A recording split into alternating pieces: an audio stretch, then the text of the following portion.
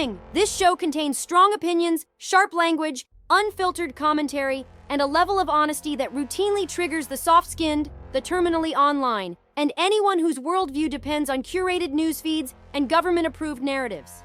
If you think CNN is balanced, if you believe politicians never lie, or if you still think the Epstein Files are about to drop any day now, this episode might cause emotional turbulence, spontaneous outrage, or sudden urges to Google basic facts. Listener discretion is advised, because tonight we're tearing apart media spin, political hypocrisy, and the kind of security failures that make you wonder if anyone in charge actually cares about Americans' safety anymore. This is Data and Dissonance, and if you're here for sugar-coated bullshit, you're absolutely in the wrong place. Tonight, the border crisis took a hard turn when Texas and federal agents carried out one of the biggest crackdowns of the year. Over 140 people detained, many tied to Tren de Aragua, one of the nastiest transnational gangs to slither into the hemisphere. While Texas is out there doing the job DC keeps pretending doesn't exist, the same media that ignored the cartel problem for years is now scrambling to spin it into nothing to see here. And speaking of media gaslighting, the Epstein Files circus is back, with liberals demanding Trump release the files. Even though hundreds of pages are already public, Trump isn't tied to any of the crimes, and the actual names most people want answers about are the ones Hollywood, academia, and certain political dynasties keep desperately trying to memory hole. But don't worry.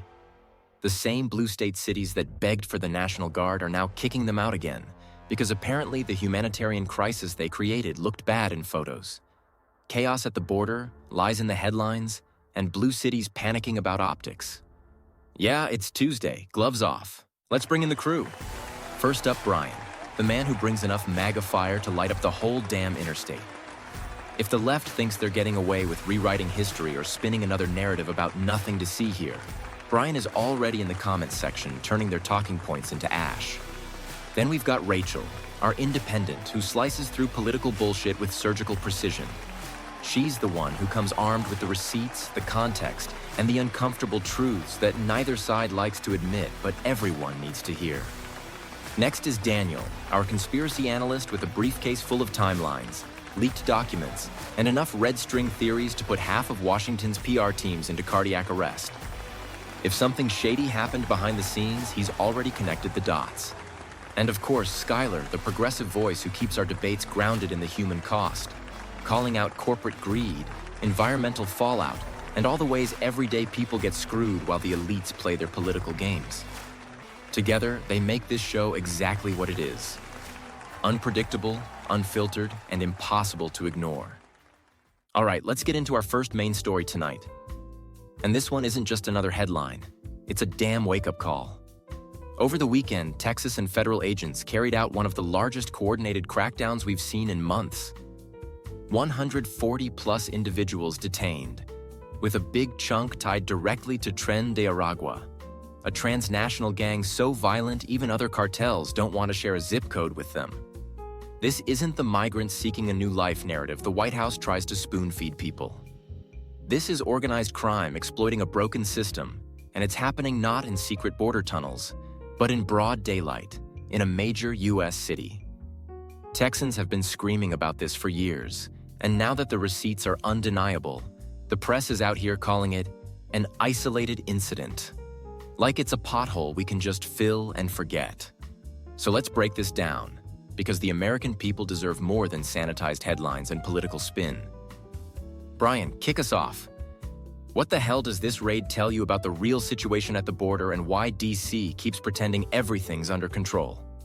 Artie, this raid proves exactly what conservatives have been screaming about, while the Democrats were too busy crafting hashtags and emotional speeches about compassion. This isn't compassion.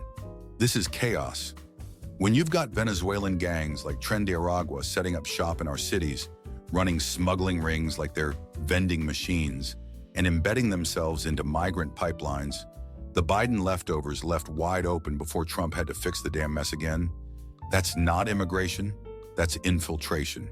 And every time Republicans sounded the alarm, the left called it racist, xenophobic, fear-mongering. Well, guess what? Turns out the fear-mongering was actually a preview of the disaster we're living in. These aren't families with kids. These are violent criminals exploiting loopholes the Democrats built. And I'll tell you why DC pretends everything's fine. Because admitting the truth means admitting the left's entire border narrative is a flaming dumpster fire. This raid wasn't a victory lap. It was proof that the system failed, big time. Strong words as always, Brian. And you're right, this does shatter a lot of narratives. But Rachel, you're the one who always cuts past the political noise and focuses on the facts.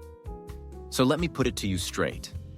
What does this operation reveal about the structural failures at the border, and how dangerous is it that it took an operation this big for people to admit what Texas has been dealing with all year?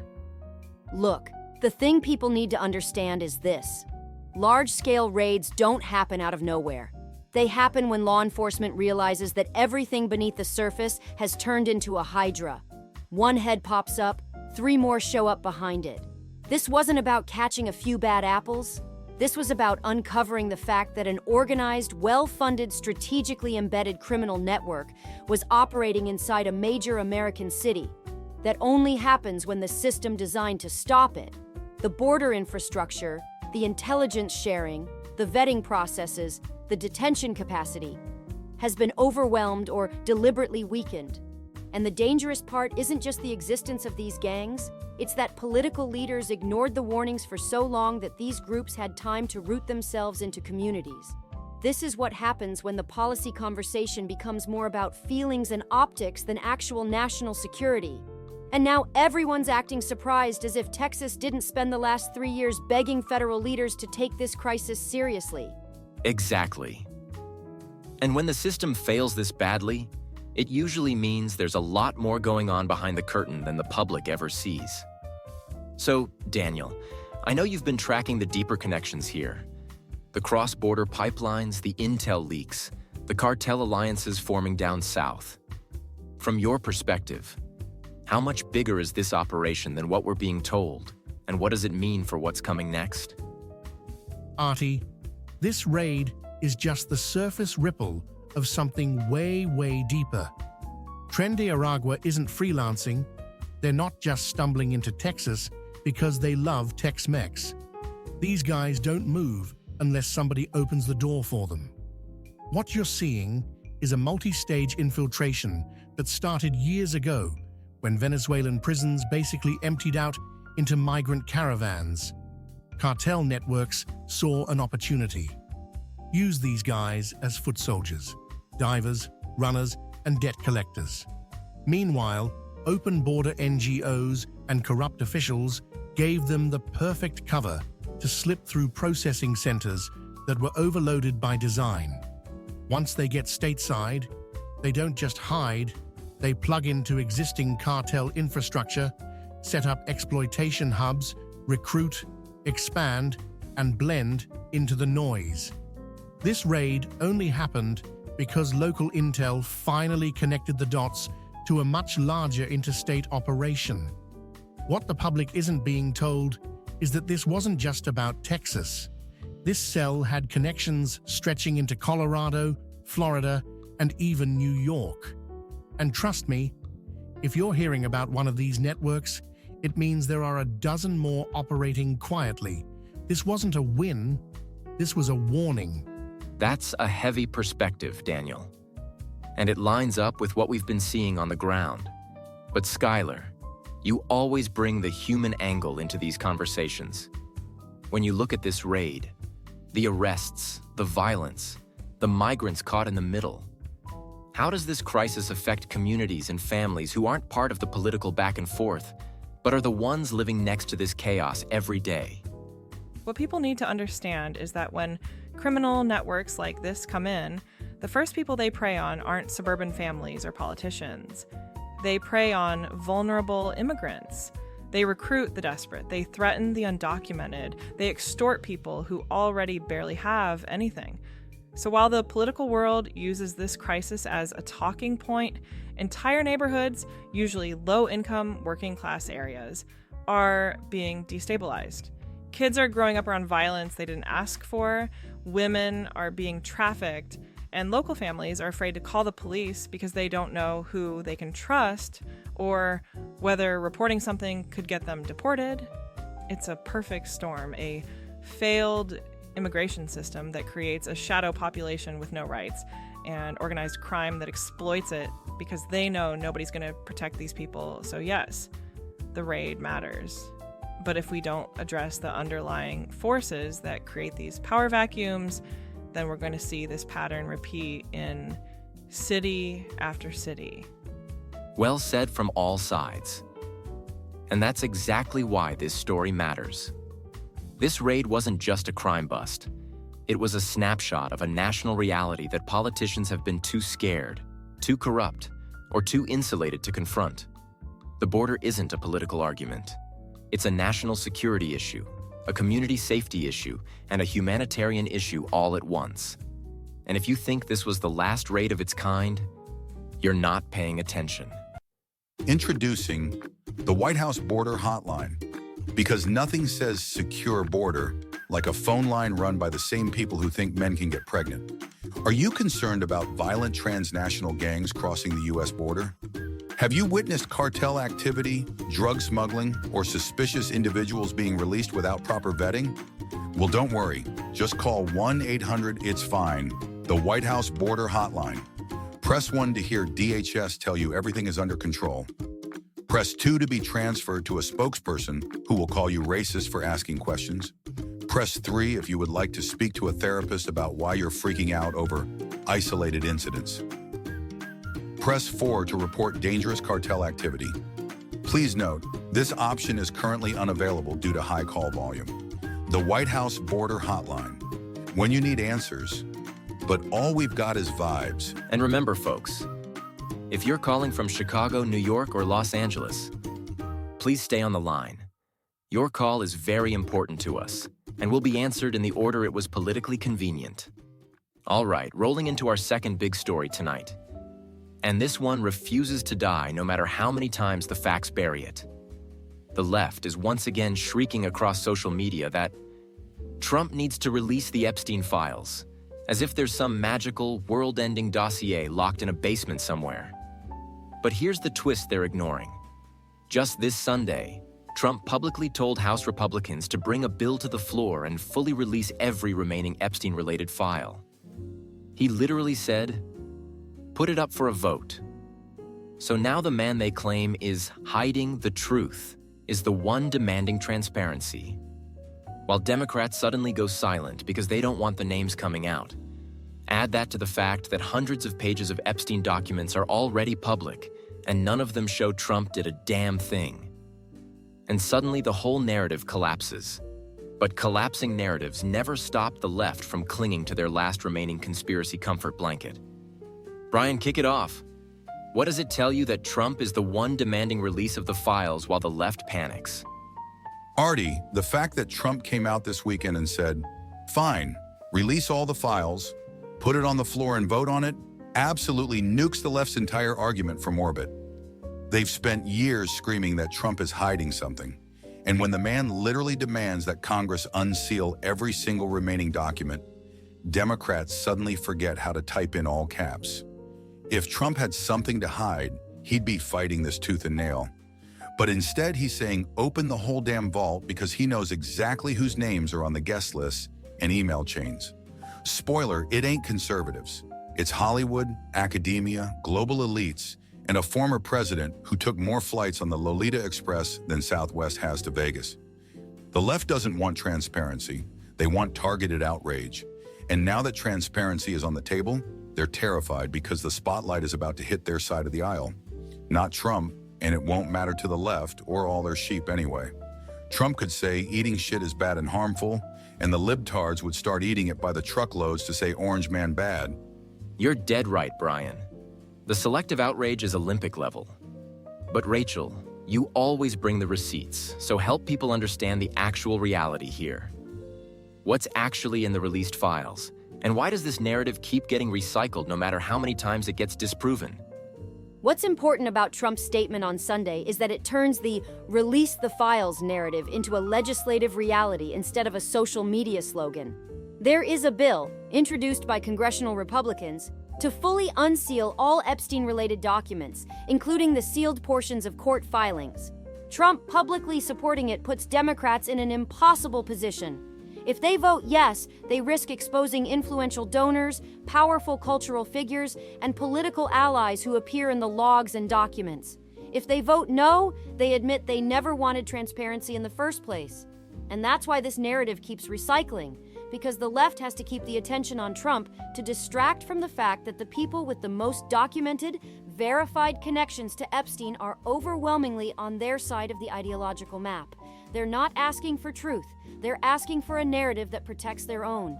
Exactly. And when misinformation won't die, it usually means there's something deeper behind it. So, Daniel, I know you've dug into the networks, the timelines, and the power structures around Epstein. From your perspective, why is this narrative pushed so aggressively despite having no factual grounding? What's really happening behind the scenes? Artie, the part nobody wants to talk about is this. Democrats had 4 full years of complete political control: House, Senate, White House. And if they actually believed Trump was tied to Epstein in any real way, they would have weaponized it instantly. They would have unsealed every document, every deposition, every log, blasted it on CNN 24/7, used it to impeach him a 3rd time, barred him from running, and salted the earth behind him. But they didn't, because there was nothing there. That silence wasn't compassion, it was confirmation. And now, with Trump publicly calling on Republicans to release every remaining file, the panic is setting in. Because if Trump wanted anything hidden, he'd be fighting transparency, not demanding it. The real test is coming. Every Democrat and Republican who votes no on releasing these files should be scrutinized, investigated, audited, because a vote against transparency is a vote to protect someone. And nobody votes to protect nothing. You can always tell where the darkness hides by watching who tries to keep the lights off. And that's where the conversation always gets interesting, because you can't untangle any of this without looking at how power shields itself. So Skylar, you've always been vocal about the way elites, left, right, corporate, political, rewrite their own histories. From your view, what does the Epstein narrative reveal about the way powerful people manipulate public outrage? Look, Artie, you all act like Trump calling for the release of these files suddenly makes him innocent, but that's not how corruption works. Yeah, powerful men don't hide things in plain sight. They hide things by controlling the timing, the narrative, and the redactions. Just because Trump is saying, release the files now doesn't mean anything was ever going to be found with his name on it, especially if he had years to sanitize anything that made him look bad. And let's be honest, the idea that he just banned Epstein from Mar-a-Lago, and that's the whole story, is way too convenient. People in power always protect each other, whether they're Democrats or Republicans, and victims get caught in the crossfire. So if Democrats didn't release everything, it's probably because they knew the system would bury the truth anyway. Not because Trump magically isn't involved. I'm not saying he's guilty, but we don't get to pretend he's a hero for transparency just because he suddenly wants a vote. Powerful men always find a way to come out clean, even when they shouldn't. And that's why survivors are scared, silenced, and ignored, while both sides argue online like any of this is game. Exactly. This isn't about Trump. It never was. This is about a scandal so deep and so ugly that the people who actually benefited from Epstein's world need the loudest, wildest distractions to keep eyes off the real connections. And the funniest part? Ever since Trump told Republicans to release every remaining file and put the whole thing up for a vote, the left has absolutely lost their minds. My entire Facebook feed looks like a psych ward day room. Liberals scrambling to invent new excuses out of thin air. Well, he must have covered it up. Well, he probably got his name redacted already. Well, maybe he burned the records. It's amazing how fast the goalposts move when their favorite boogeyman calls their bluff. These people spent years chanting, "Release the files," and the second Trump says, "Okay, let's release them," they pivot into conspiracy gymnastics because deep down, they know exactly whose names are sitting in those documents. And it's not the guy who banned Epstein from Mar-a-Lago. And here's the bottom line. Any Democrat or Republican who votes against releasing the files deserves to be investigated. Full stop. Because a vote against transparency is a vote to protect someone. And nobody votes to protect nothing. If you want the truth, you don't hide the records. You open the vault. Thank you for calling the Epstein Files Customer Service Center. Your call is important to us, but not as important as protecting the reputations of rich people. If you are a liberal demanding Donald Trump release the files, press 1. You will be placed on hold indefinitely while we locate reality. If you are looking for actual evidence, press 2. This option has been removed due to lack of content. If you are a Hollywood celebrity, press 3 to be automatically redirected to our Image Rehabilitation Department. Estimated wait time, 3 to 5 business scandals. If you are Bill Clinton, do not press anything. A representative will be with you immediately. If you'd like to hear a list of verified Epstein associates, press 4. Please note, this feature has been disabled to avoid upsetting donors. If you want to blame Trump for things he wasn't even present for, press 5. Congratulations. You are now being transferred to MSNBC. The Epstein Files Customer Service Center. Because when the truth is inconvenient, we place you on permanent hold. And remember, folks, if your call disconnects, that just means you were getting a little too close to the truth.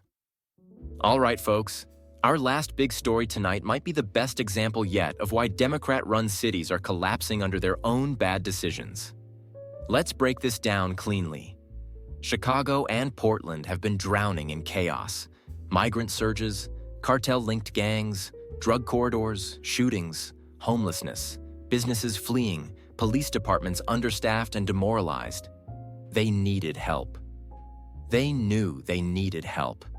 But because Trump is the one in the White House, the mayors of these cities spent months screeching, "We don't need federal intervention," like they were holding a line of dignity instead of standing on a pile of self-inflicted failures. Then the situation got so bad that Trump finally invoked federal emergency authority and deployed the National Guard anyway. Because when Americans are in danger, leadership steps in whether the mayor's feelings are hurt or not. And here's the kicker. After the Guard restored basic order, lowered violent incidents, and stabilized key areas, the mayors freaked out about the optics of soldiers on their streets and demanded they leave early. Not because the crisis is fixed, but because the pictures made them look bad. Brian, start us off. What do you make of blue city leaders rejecting help, getting rescued anyway, then kicking the rescuers out and pretending it's a win? Artie, it's the same clown show every damn time. Democrats run their cities into the ground, crime hits the ceiling, people are begging for safety, and instead of fixing anything, the mayors start doing performance art for MSNBC. They scream fascism at the National Guard like Trump sent in stormtroopers, when the reality is that their own citizens were scared out of their minds. You had neighborhoods in Chicago where people wouldn't let their kids walk to the corner store because the migrant camps were spilling into the streets. You had Portland dealing with cartel-backed drug markets under every damn overpass. Trump sends in the Guard to restore order, because that's literally what the Guard is for.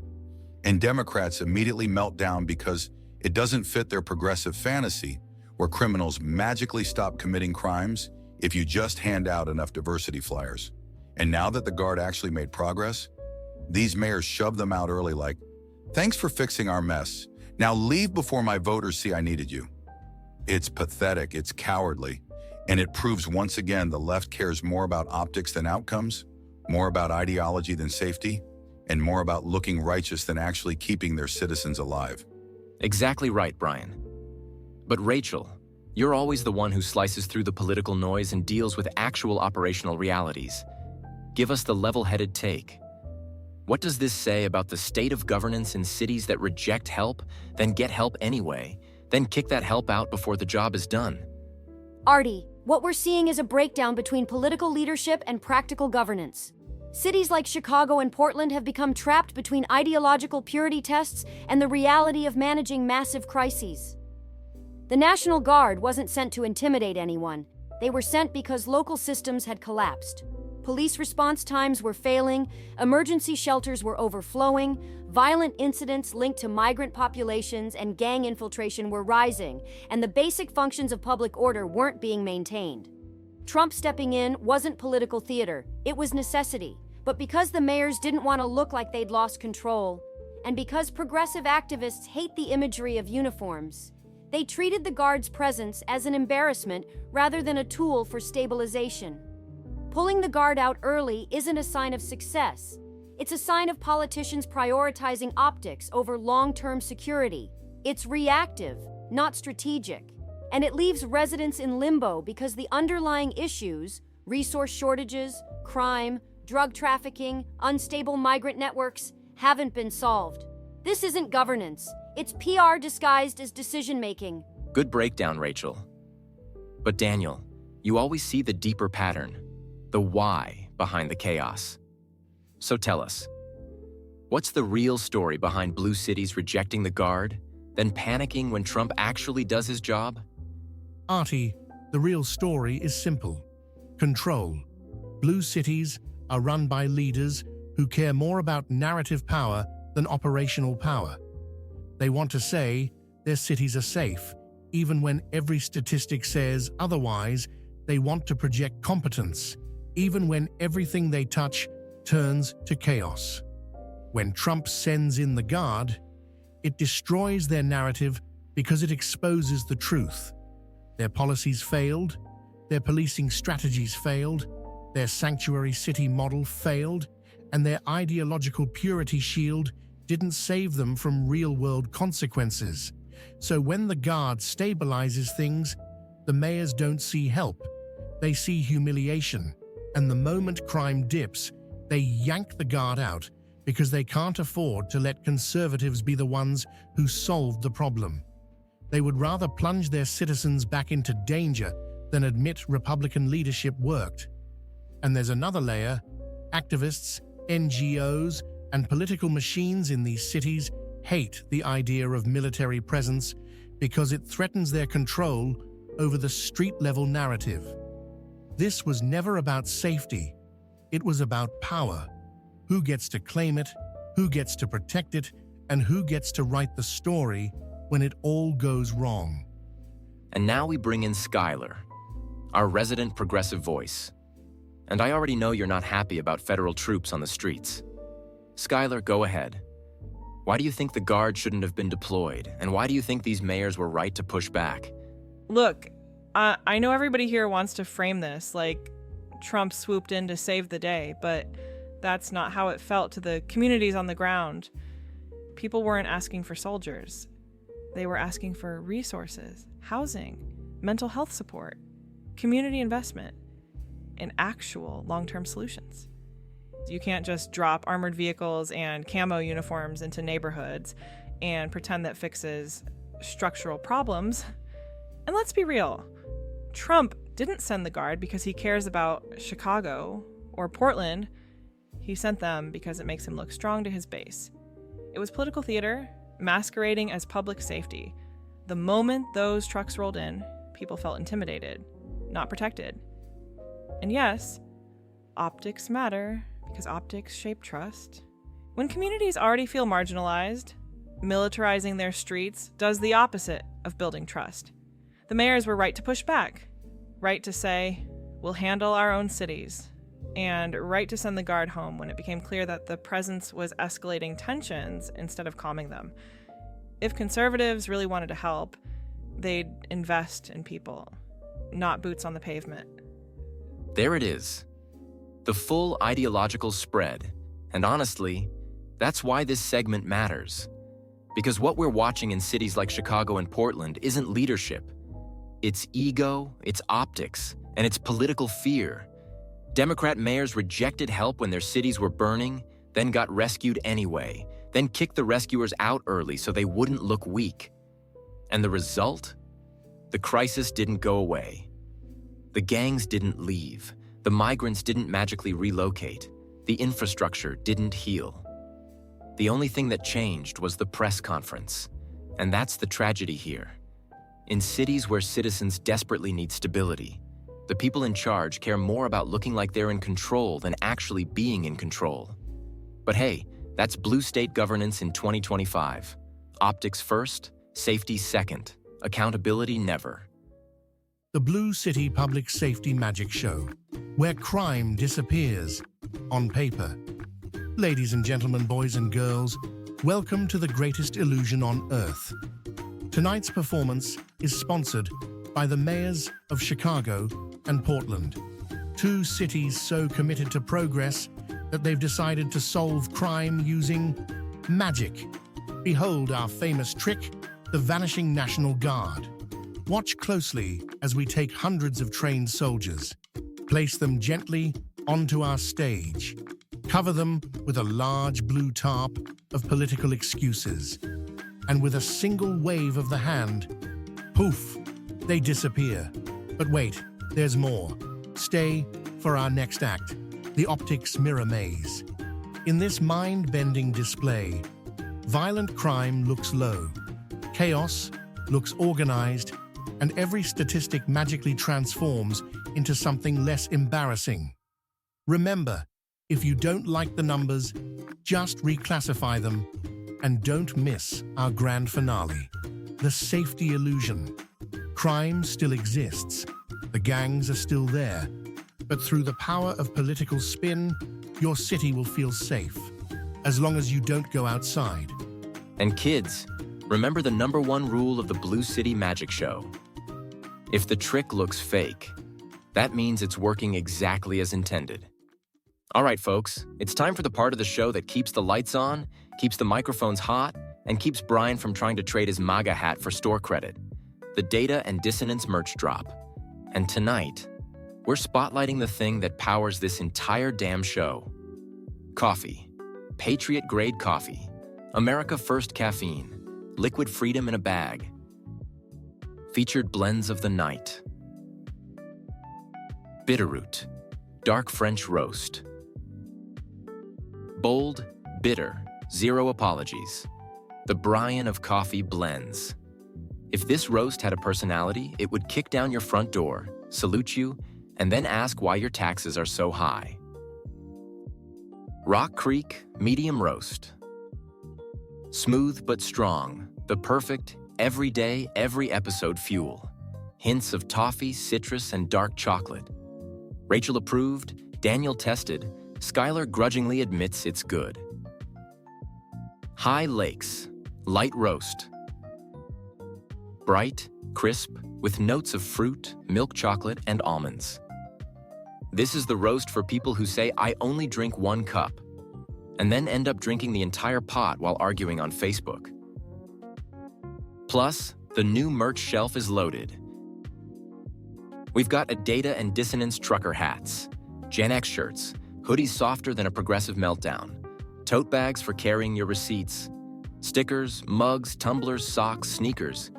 If it can be printed on, we slapped our logo on it. And yes, this all supports my mom, supports the show, and helps us keep doing this 5 days a week. So head to the store, grab your coffee, grab your gear, and represent the movement. Because every dollar goes right back into fighting the algorithm, building the brand, and keeping Data and Dissonance loud and unfiltered. All right, folks, we've hit that point of the show where the headlines have been shredded, the hypocrisy has been exposed, the satire has pissed off at least 3 blue-check activists, and the coffee is officially wearing off. Which means it's time to wind this thing down the only way Data and Dissonance knows how, with straight truth, no filters, and the full panel firing off their last shots for the night. We've covered a lot today. A cartel raid so massive it blew apart the media narrative. Another round of the Epstein Files circus where facts went to die. And blue cities pulling the National Guard out faster than a mayor dodging accountability. But the final thoughts aren't about the noise. They're about the meaning underneath it.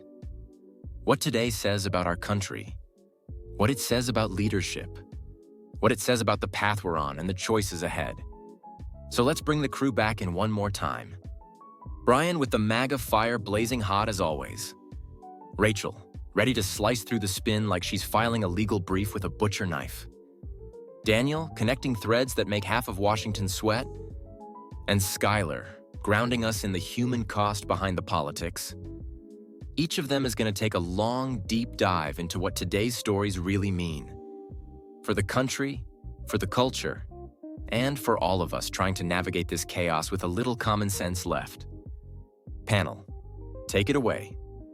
Look, man, everything we talked about tonight boils down to one simple truth.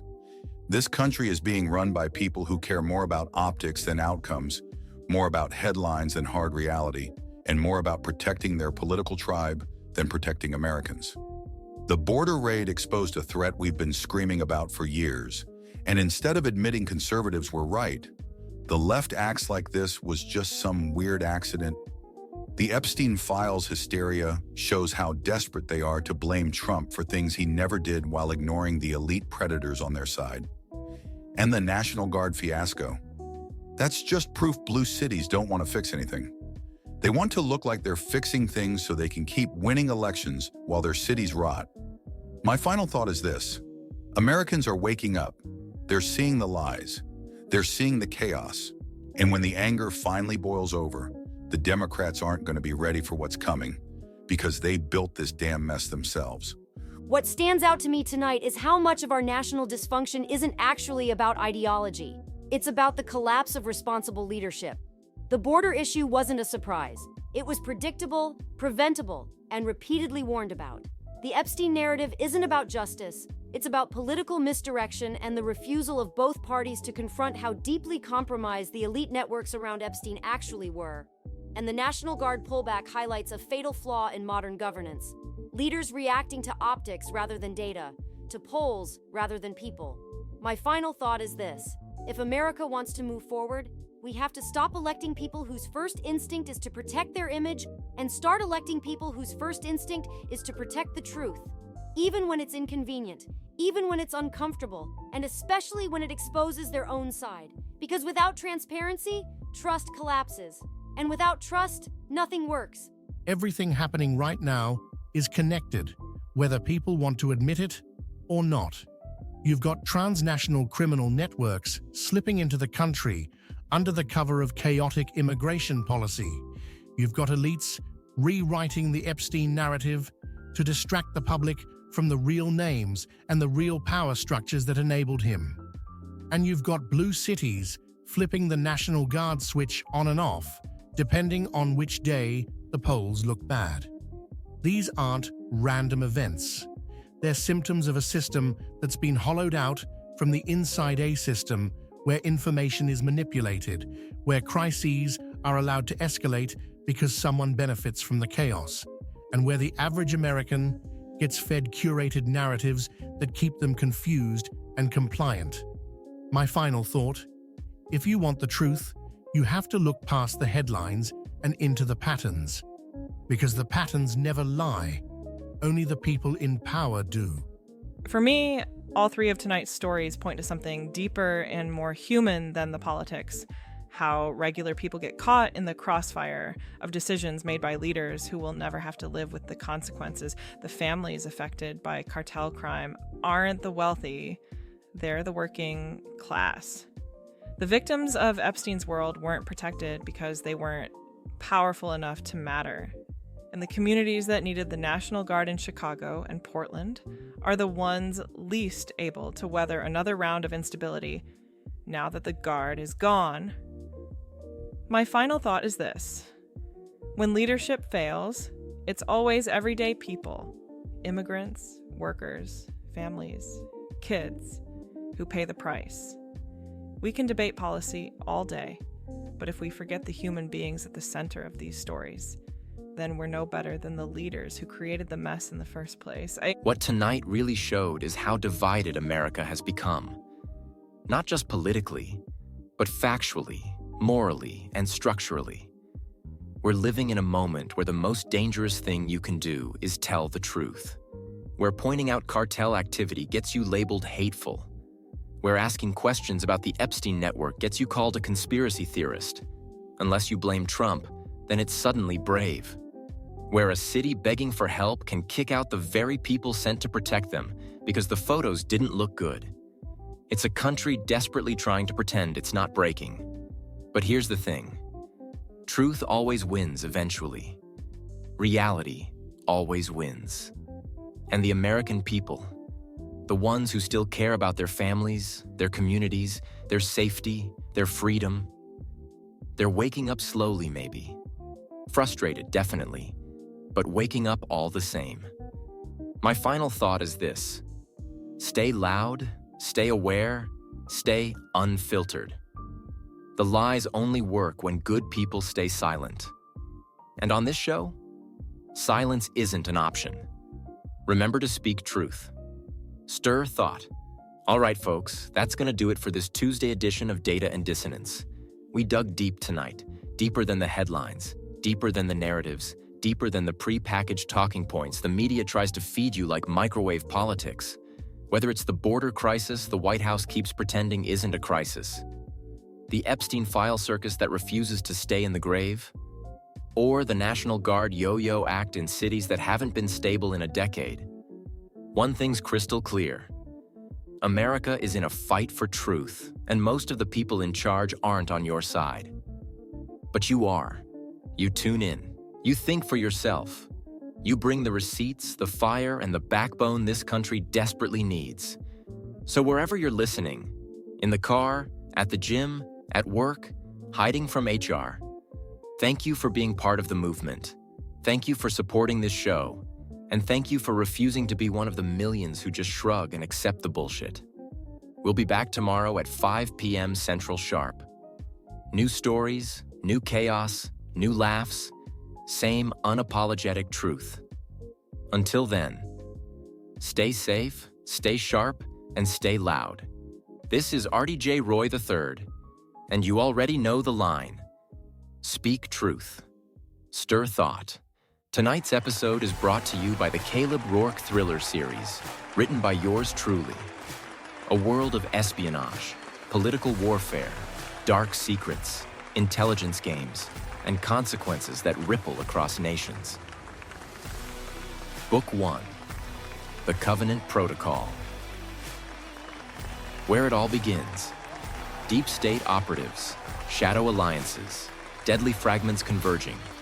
Caleb's first step into a conspiracy he never asked for and cannot escape. Book 2, The Prophet Directive. A darker, sharper continuation. More enemies, more revelations, more pieces of the puzzle snapping into place, including the fallout from the cliffhanger that hit readers like a freight train. Book 3, Black Echo Rising. Arriving December, right before Christmas, Caleb Rourke returns in his most intense, dangerous, and explosive mission yet. Pick up the books. Dive into the world.